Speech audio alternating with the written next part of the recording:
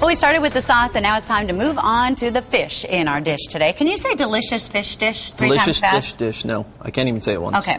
I was having a big problem with that today. Delicious fish dish, but that's what we're making. Oh, I did it. So what are we making? We're making sole? Okay, this is sole.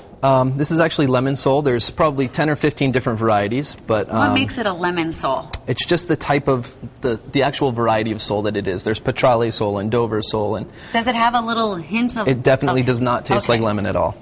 You're just really trying to confuse me. I'm trying to learn here, and you're just. But this is what a fillet of sole looks like. It's a little bit long and it's a little bit thin and kind of difficult to work with. It would be really tough to poach this way. So actually what we're going to do is we're going to take two smaller pieces, we kind of stack them up, and then we just roll it into a nice tight little package, kind of like that. Very so this cute. is what we have here.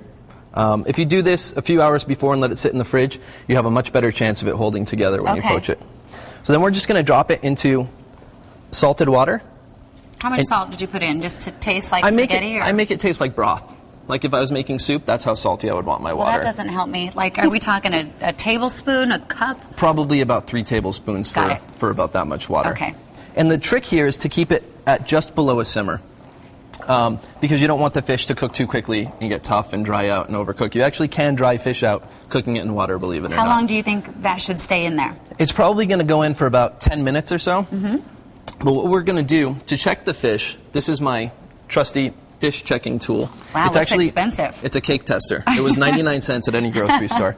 And what That's our second tip of the day, right? Second tip of the day. What you're going to do is you're going to stick the skewer into the center of the fish, and you're going to take it out and touch it on the back of your wrist and see if it's warm. If it's warm, the fish is cooked. If it's still cold, like out of the refrigerator, then you need to let it go a little bit longer. All right, so we're going by feel. We're not going by what comes out on the little tester. No, it's not going to come out gooey like a cake would. You just want to check it for temperature. And it works great because it's metal and it conducts heat really well. Perfect. So if you wanted to take this a little bit further and make it a little more interesting than just salted water, you could add any number of things to the water, spices. You could add, we're going to add a slice of lemon. This is just going to help flavor it very delicately. It's not like marinating in lemon. We can add a little bit of thyme. So one slice would be just a little hint of something, just exactly. Not overboard? Right. If we were to marinate this fish, you would get, kind of overbearing flavor. And the whole trick is to keep everything nice and balanced. Now, I want to ask a question, and I'm just really hoping that everyone else is thinking the same thing. Is the lemongrass a part of the lemon family? No. Okay. It's actually kind of like a reed that grows in wetlands native to Southeast Asia. It's amazing that it smells exactly like a lemon. It smells like the peel. Like lemon zest. Exactly. Yeah. So we're just going to let this hang out. Meanwhile, our sauce is still cooking. It's about exactly where we want it. The tomatoes have started to break down. There's good lemon flavor in there. We're going to add just a touch of salt.